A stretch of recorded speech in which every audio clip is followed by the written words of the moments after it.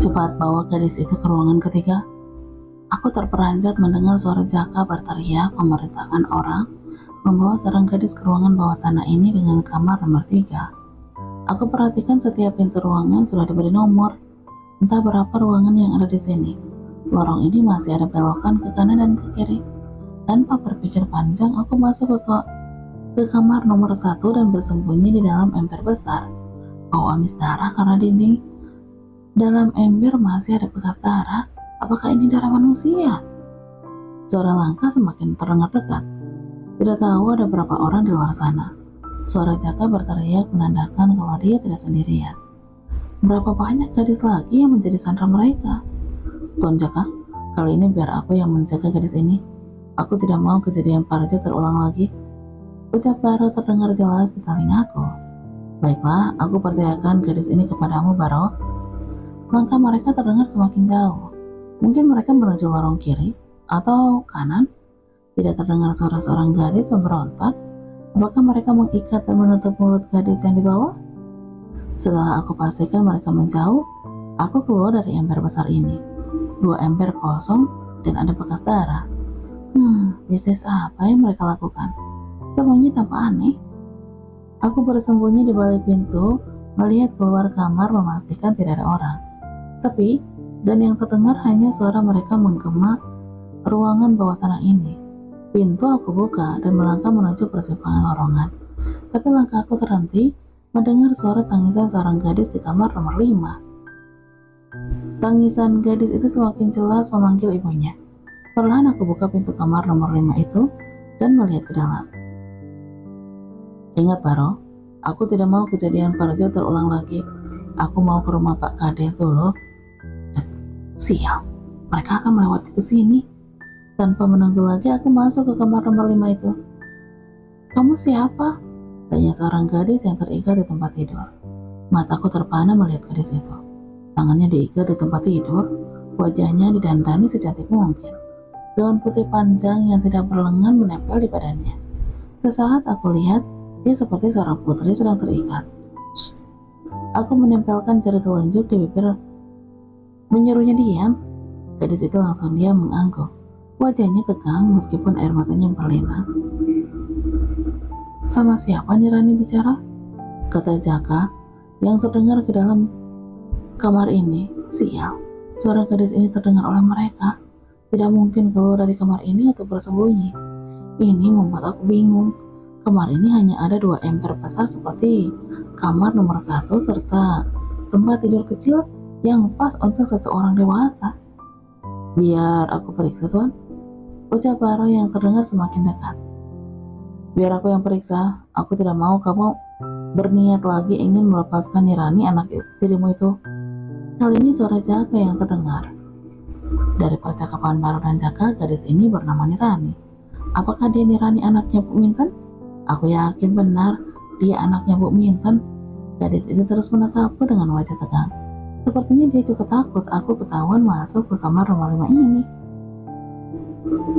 Masuk ke ember, ucapnya pelan seperti berbisik.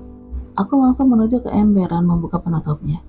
Astaga, dalam ember penuh dengan air yang bercampur darah. Lalu aku beralih ke ember yang satu lagi. Sial, sama isinya. Terpaksa masuk ke ember tersebut. Tapi sebelumnya menarik napas panjang. Terdengar pintu dibuka. Halo cantik, sapa Jaka. Tentu pada gadis itu. Lepaskan aku Tuan Jaka. Gadis itu memohon dengan isak tangis. Nirani sayang, aku tidak bisa melepaskanmu sekarang. Aku masih butuh kamu. Jawab Jaka dengan nada terdengar jijik di telingaku. Tuan Jaka, tolong jangan sakiti Nirani. Baro ikut bersuara. Sial, mereka pasti di kamar ini. Baro, kamu itu hanya anak buahku. Kalau kamu melawan, aku tidak akan segan-segan membunuhmu. Ancam Jaka kepada Baro. Maaf Tuan, aku tidak berani melawanmu. Jawab Baro terdengar takut. Baro, aku akan beri kamu uang dengan jumlah yang lebih banyak dari sebelumnya. Tapi ingat, jangan coba-coba ikut campur urusanku dengan Nirani. Iya Tuan, ya. Aku tidak akan ikut campur lagi, asal uang terus mengalir. Lagian dia bukan anak kandungku kan? Baro terdengar senang. Bu Minten, Kenapa kamu bisa menikah dengan laki-laki bajingan ini? Bagus, nanti aku kesini lagi membawakan uang yang kamu mau. Jaga tempat dan gadis-gadis ini. Aku mau menemui Pak Kades dulu. Suara pintu ditutup. Suara langkah semakin terdengar jauh. Setelah aku pastikan tidak terdengar lagi langkah dan suara seseorang, aku membuka penutup ember dan langsung berdiri dan menarik napas.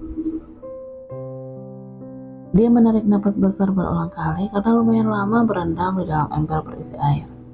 Aku mengangkat kaki agar keluar dari ember. Baju basah kuyup dan air membasahi lantai. Aku lihat gadis itu menatap aku dengan mata membulat tegang. Aku mendekat dan membuka ikatan tangannya dari tempat tidur. Kamu siapa? Tanya gadis itu saat aku berusaha melepaskan tali dari tangannya. Aku Kay, kamu yang pernah menirani anaknya Bu Mintan kan? Tanya aku meliriknya sesaat.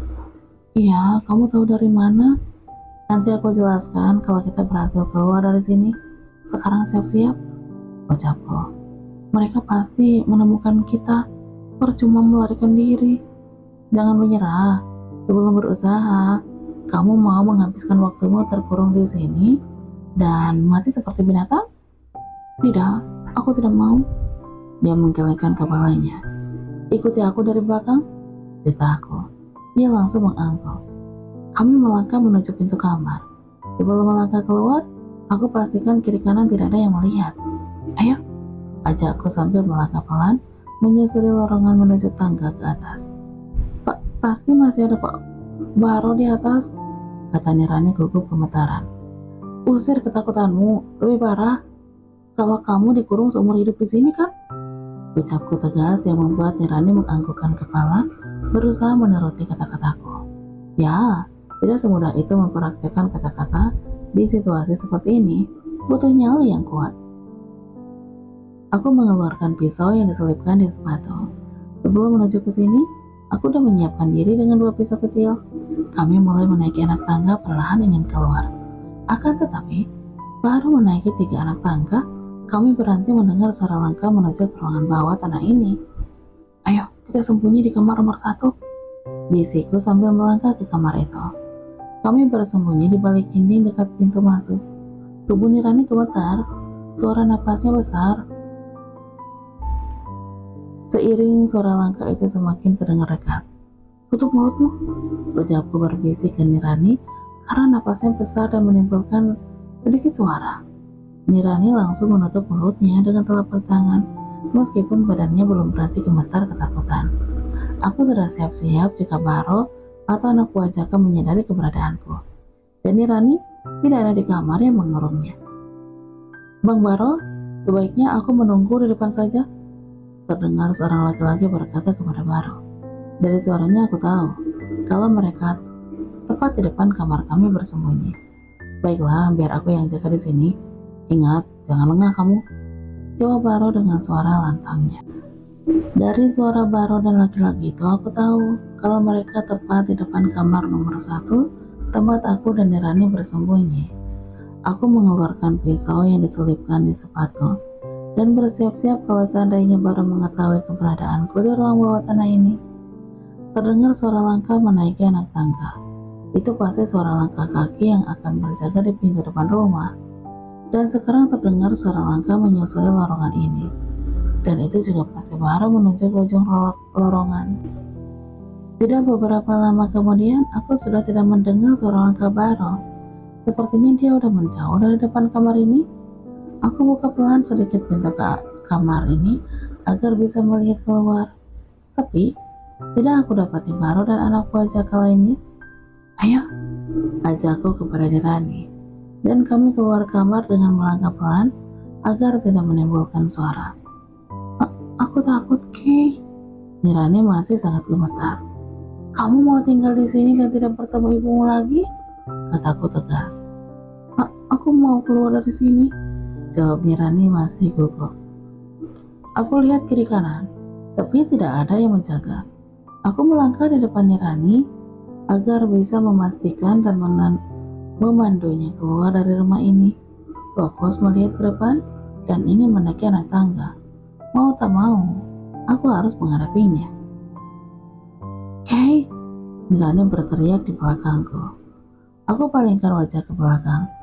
Alangkah terkejutnya aku melihat Baro merangkul Nirani dari belakang sehingga Nirani tidak bisa bergerak. Ketakutan membuat mata Nirani berembun. Haha, jadi aku benar, kamu dalang dari apa yang terjadi dengan Parjo.